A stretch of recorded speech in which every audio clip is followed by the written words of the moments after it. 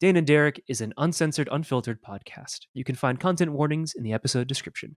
Thank you for listening.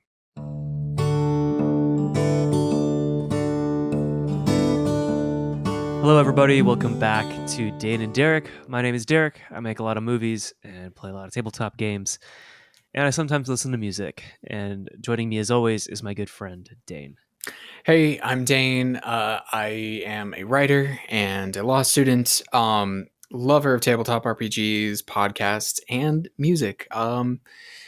Today's another one of those music episodes where I dig up the fact that I went to college for music and worked in a radio station and stuff. We can talk about the fact that I was in a band and played drums, bass, and guitar and sang all at one point.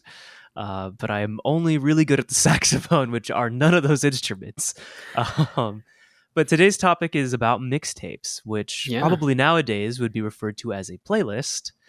We should probably foreground real fast that you and I are born post mixtape, basically. Yes, we are born post mixtape. When we came into a time period when music, basically the end of music being made on tapes, CDs, and USB sticks.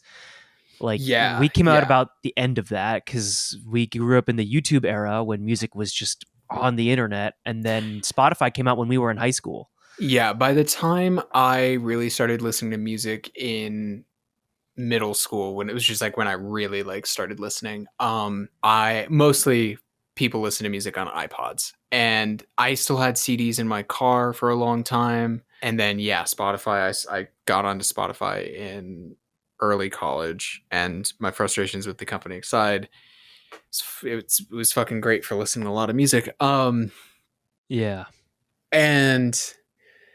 so the concept of the mixtape being like you recording radio songs onto tape and really putting it together and all of that stuff is not a thing we are familiar with. But, and there are definitely going to be people who super disagree with me on this, I think that the ethos of a mixtape is a very curated playlist that you make for yourself or for someone else that's meant to be listened to in order. I definitely think that making it for someone else is super key. Correct. So do you make air quotes mixtapes and have you received mixtapes? Yes and yes. So in high school, we used to pass around CDs and USB sticks. And then, but also, because I didn't really have a lot of access to music growing up, my mom actually used to make mixtapes for herself. So she had the whole cassette thing, and she would make mixtapes. And one time I put in a different CD than what she was recording, and I taped over her recording, and I didn't realize it. And so when we were listening to it in the car, she was like, "What the heck is this? What did you do?" And I was like, "I'm sorry, Mom. I just wanted to listen to this song." And she was like, "You didn't realize I was taping something?" And I was like, "I don't know what that is." Right. Yeah. And she was so heartbroken that one of her last tapes she made got ruined. Right. We used to have a box of cassettes because my old truck had a tape player. I never cracked out the cassettes, but they were Van Halen cassettes and stuff like that. But yeah, mostly in high school it was CDs because I had gotten into burning CDs and DVDs for movie making and stuff like that. Yeah. And so I had the stuff around. And so Clara, Christina, Andrew, myself, and some other folks, probably you, we'd pass around USB sticks and CDs. I wasn't big into that. But that's because I did tons of music.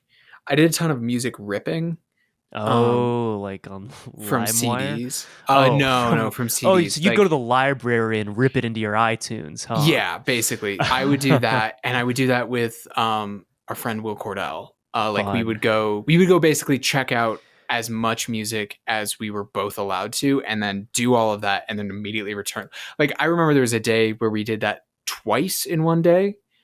where basically we took all the CDs back to his house, burned them all, brought them all back, got a different set each. That's fun. See, yeah. because there was definitely a period where like you had your phone, you had your iPod, you had your keys, your wallet, all that was shoved into your pocket. Yeah. Like so many things in your pockets. Yeah. And so like transferring music, like there definitely was an art of like burning and ripping CDs, which CDs in and of itself are like a pretty. It's funny enough, Dane. I had a law teacher in film school because I did one semester of entertainment law, which was really fun. But he was a session musician and he used to play music on. He played music on Dick Tracy. And he would just every now and then he would just go on a tear about how awful streaming is, about how awful MP3s are, about how awful CDs are, about how awful cassettes are, about how awful and about how like old cassettes and vinyl are maybe the only two acceptable forms of listening to music. It was always really fun to listen to him just go off on it.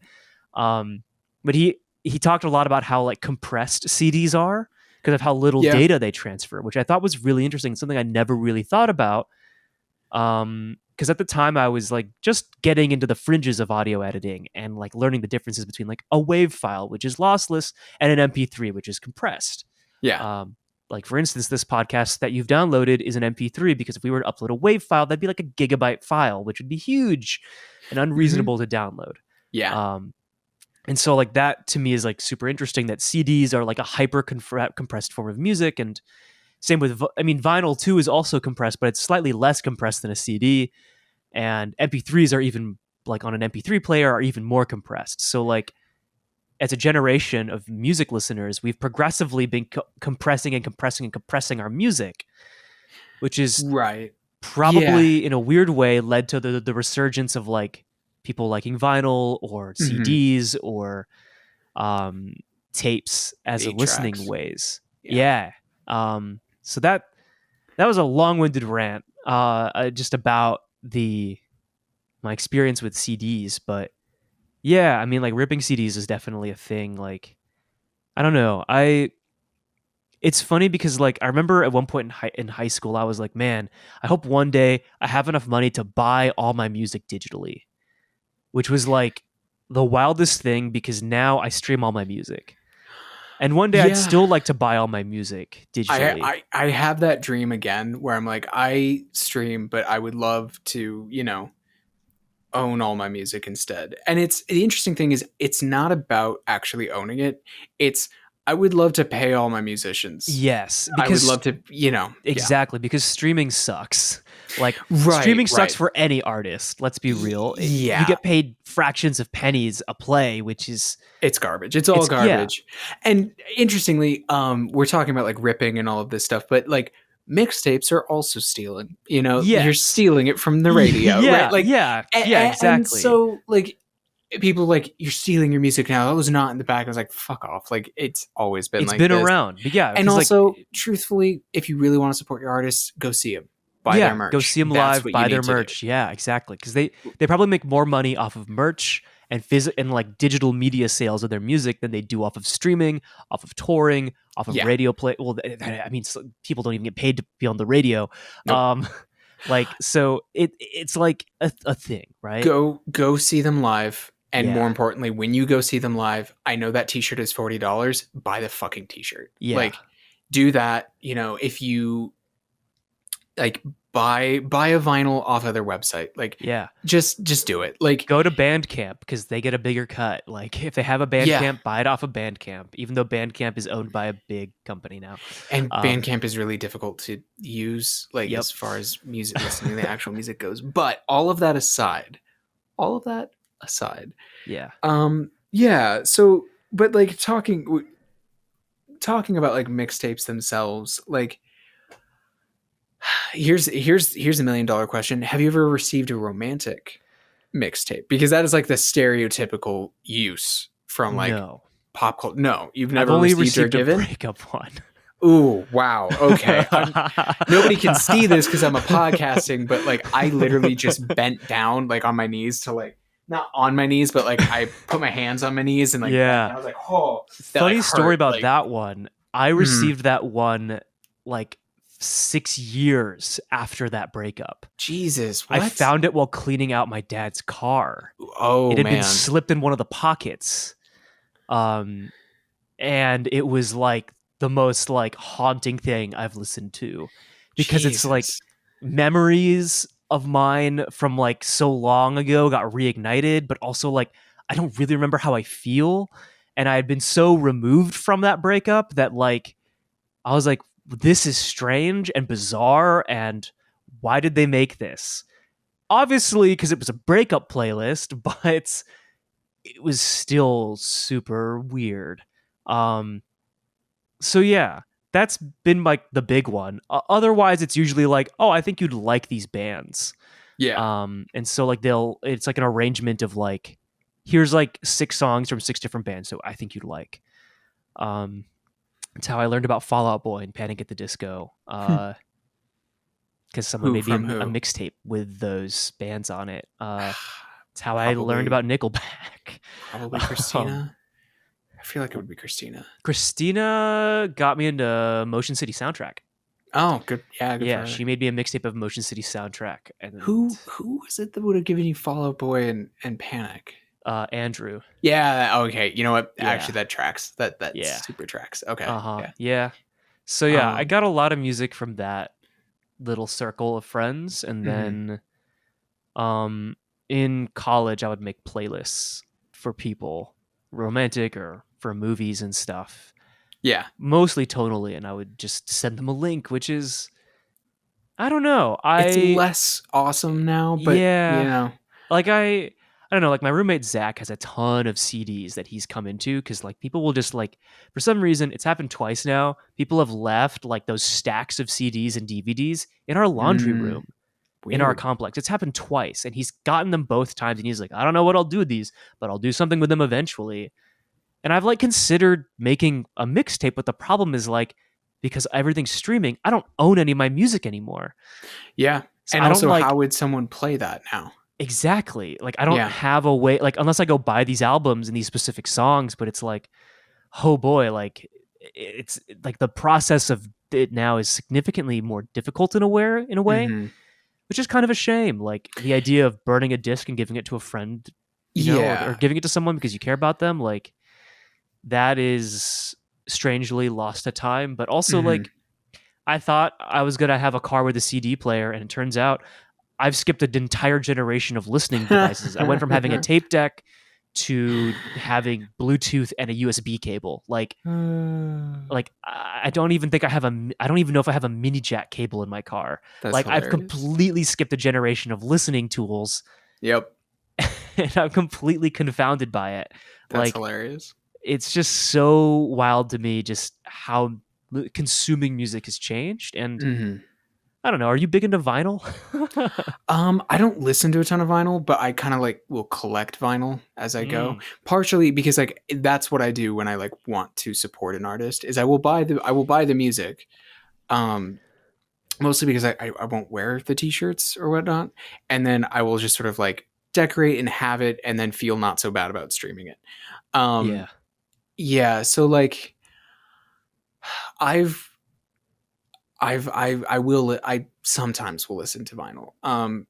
But the thing is, I come from doing radio, which is interesting because radio is like the original playlist. Like that's where the term playlist comes from, is from the radio. Oh, I didn't know that. Yeah, no, because you would either there's different versions, right? Like a station might hand you as the DJ a playlist where it's like this is what you're playing, Oh, um, or you make a playlist and people can find it, so that they know what songs were played.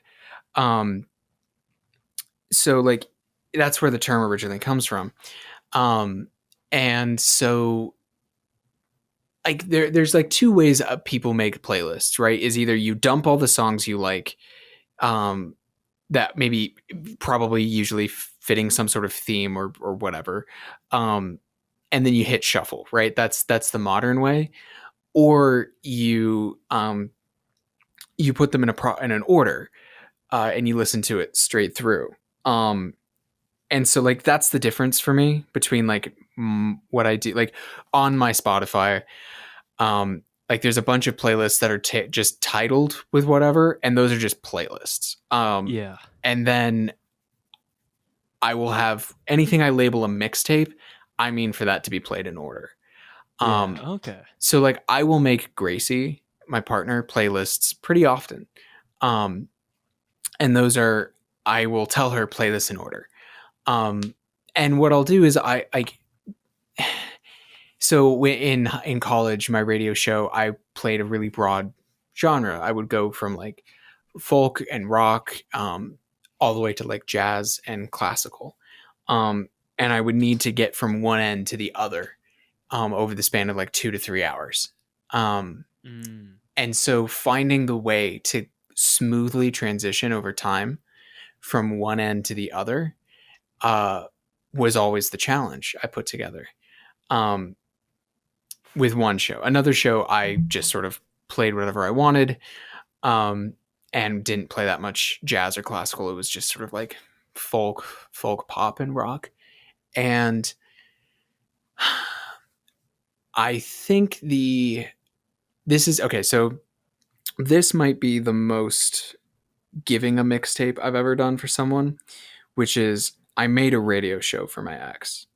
Um, Told her Oh. what night I was going to be on and what night it was going to be, and I was like, "This show is for you."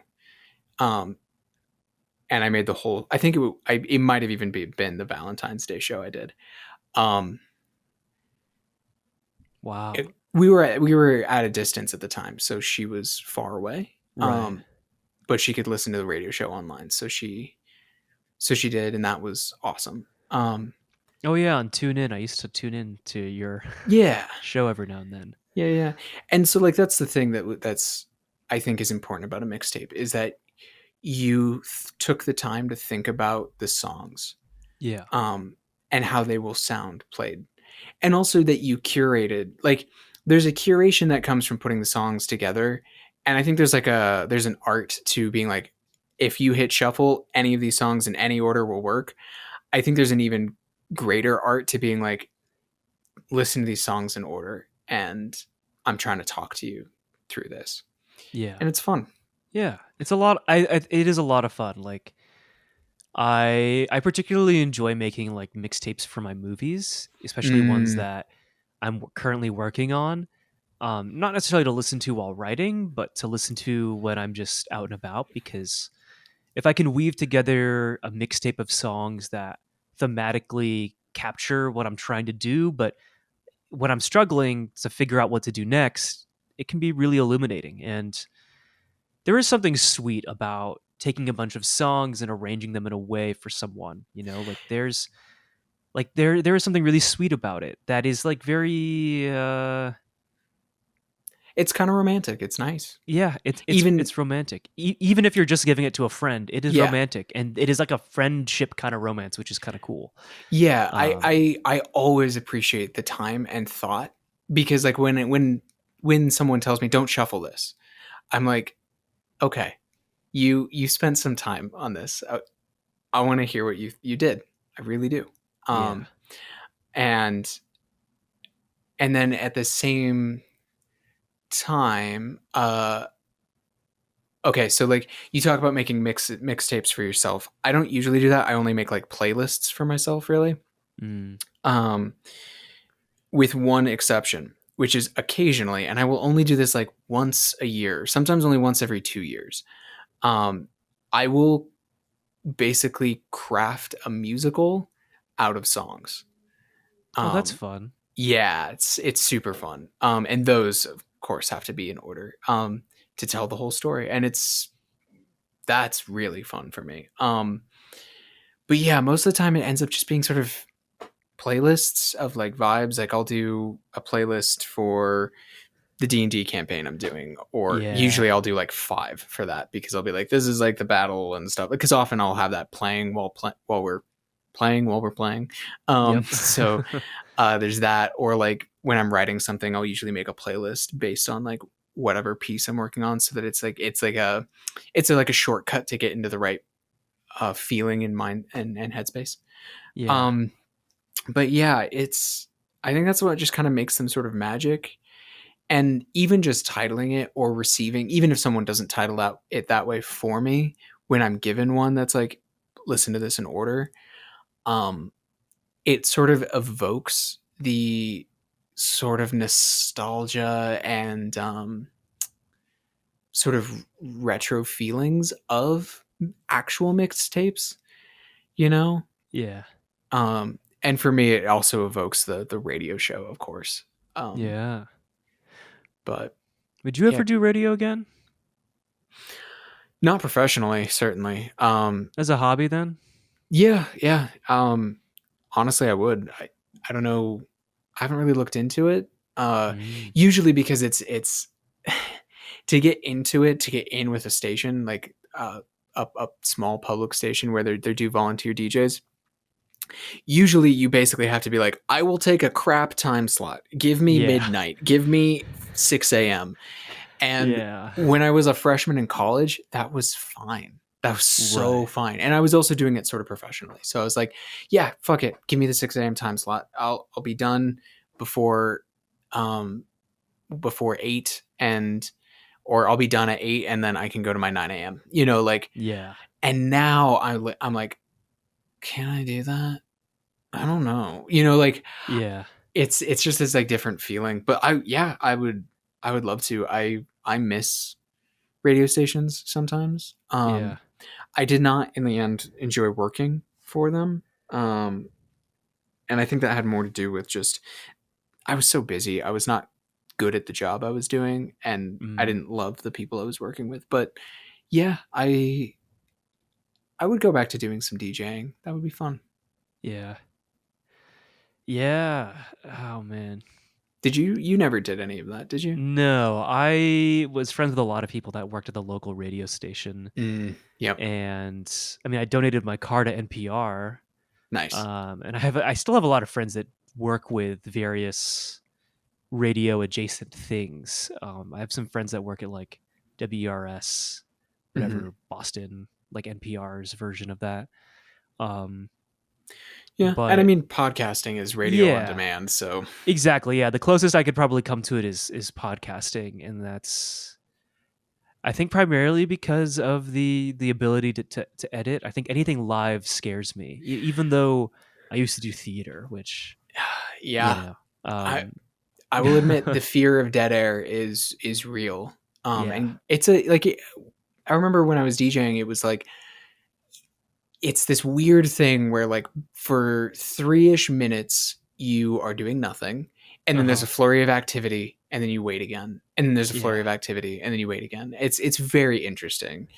yeah, Because you are trying to avoid dead air, you're trying not to like cut out things like um like the fact that songs, like if you listen to songs from like the 70s and 80s, a lot of them fade out on their own, and that was to help radio people, um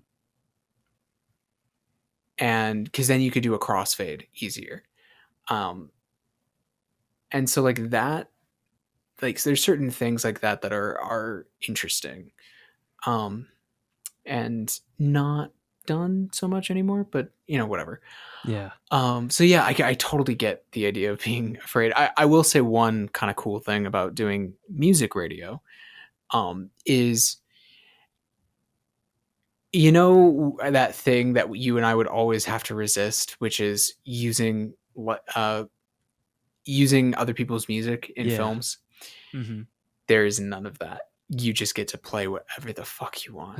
And so it's That's super cool. It's so mm-hmm. cool to That just be sounds like, very liberating. yeah, it's so fun. I did my shows at like indie radio stations, so like I never got to do something as cool or as like free as like I'm gonna play immigrant song now, like because they would have been like that's so trite, ugh, ugh. Which I got to admit I don't super miss. Right.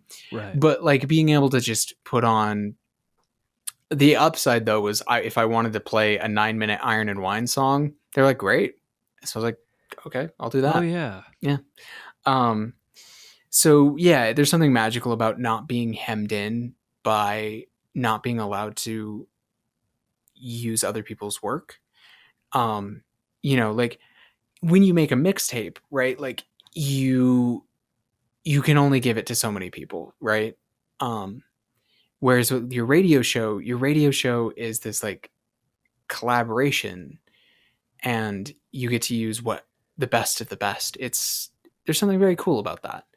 And there's like nowhere else that exists. Outside of maybe like public domain characters. Like if you were to write something starring Sherlock Holmes, that's perfectly legal for you to do. And you don't have to pay anyone for that. Like it's kind of like that. It's being able to use the greats. And that's fucking cool. And you just get to put it out there.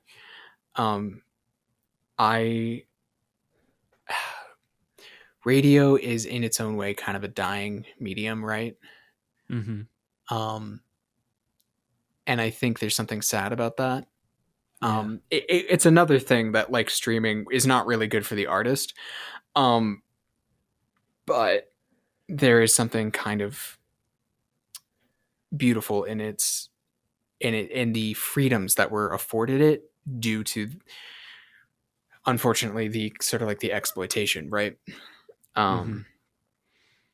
So yeah, very, it's interesting. But all that aside, yeah. Maybe if we ever do a live show, we can mix in some radio elements and play some music from friends we like. See, that would be cool. That would be super fun to do. That sounds like a fun way to do a live show, so we could get some breaks. Yeah, definitely. An idea. Mixtapes. Mixtapes.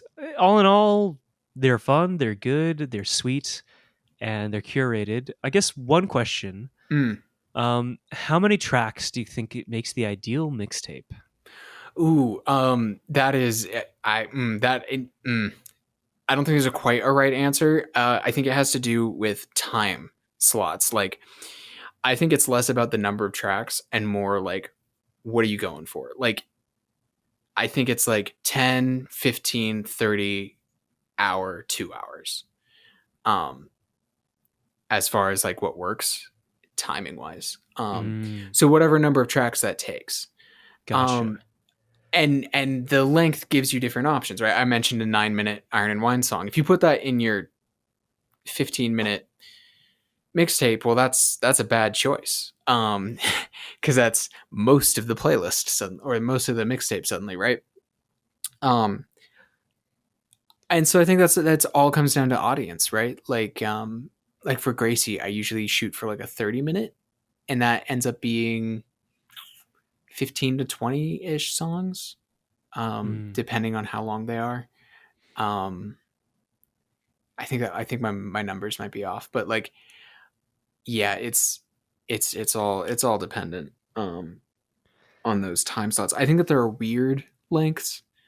Like, I think it's weird if you were to do like a 39-minute playlist. That would be strange. Yeah. But yeah, what about you? What do you think? I do 10 to 12. 10 to 12. 10 to 12. Why? Why 10 to 12? Because that's usually the average number of songs I remember being able to fit onto a CD. Huh. That's fair. So it's a limit. It's also for me a limitation, because if I don't limit myself to 10 to 12, I will easily put like 30 songs on it. Sure. And then it becomes more of a playlist than it does a mixtape. Yeah, that's fair. See, I'm used to being like, I'm gonna make a playlist for 2 hours because that's the length of my radio show. So like that feels completely doable to me. So more often I'm just like, I think they'd only want to listen to like 30 minutes of music, so I'll do 30 minutes worth. You know. Yeah. Or if that's not like the goal, right? Like, I made a mixtape for my friend based off of a character she was working with, and that I made like, okay, this is going to be, I think it ended up being about 10 songs because I wanted it to be about 20 minutes so she didn't have to listen to too much. It was a lot of lo-fi music, so like the tracks were like 2 minutes. Yeah, super short. Yeah, in that case. Yeah, I feel like about the length of an EP is a good. So like, if you can hit like 30 to probably 30 minutes or 40 minutes, For me at least, that's like ideal. But Yeah. 20's nice though. I'm about brevity, but at the same time, yeah, I like brevity in music. But also the kind of softer music I listen to tends to run a little bit long. So yeah, it totally depends on the genre too. Yeah, that is the thing. Yeah. A lot of love songs hitting that 3.5 minutes, or 4 minute mark. Do you know why the 3 minutes is the standard for pop songs? I don't know why, but I'm guessing it has to do with like the structure and just about how long those things take. But my understanding is it's entirely artificial. Early vinyls could handle 3 minutes exactly. Oh, so it's once again kind of like my limitation with the CD. It's exactly. It's just a restriction that was set, and then a context that we've all accepted, like 24 frames in film. Yeah, like there's you know fun. How a lot of like early big band songs from like the 20s, 30s, 40s, they often end on like a bump and then it's done. You know that like that thing that was for the recording, is so that it immediately ended right as the recording ended. Huh. Yeah. Interesting. And the whole like big long note at the end, that was a thing from live, and that came later. So then like big ballads, things like Stairway to Heaven and stuff, they were only supported later on, after recording changed, and were kind of considered a big deal because it's a big ask. It's a big ask to be like this much of the record devoted to this one song. Right. Because, like a record label wants you to put out a bunch of songs on, not like a huge number, but like more shots at a hit. Right. Yeah. And so like, it's like, oh, the song is 7 minutes. Okay. That could have been 2 songs. Okay. We're shrinking. Okay. It's all neat. It's all neat. The medium often makes the art, defines it, Yeah. But that aside, mixtapes. I think with that, we can exit today's episode right around, before we hit 39 minutes. Yeah, we're doing a little better this time. Our D&D episodes they always go a bit long. They always do. Yeah. One of these days we're going to do an actual like 3-part D&D episode that was once one recording but then got split up. It'll happen. It's going to happen.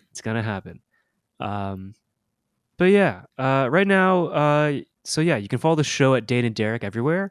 You can see what movies I'm watching on letterboxd.com/Benig-Aiello, and I guess you could find me on Spotify if you want to see any of my public playlists or mixtapes. It's just my name, but I don't know. Yeah. You can find links to my work on my Letterboxd as well. You can find my work at danewrites.com. There's a link out to the Substack I do, where there's regularly updated little bits of writing, mostly poetry, some fiction, some nonfic. There's also links out to podcasts and music I've written and done in the past, and probably my Instagram by this point. If I haven't, I've been very lazy lately. That, or maybe school's just caught up with me. I'm recording this before I actually start. Derek, you should remind me of this, but in the description, I will make a mixtape for this episode, and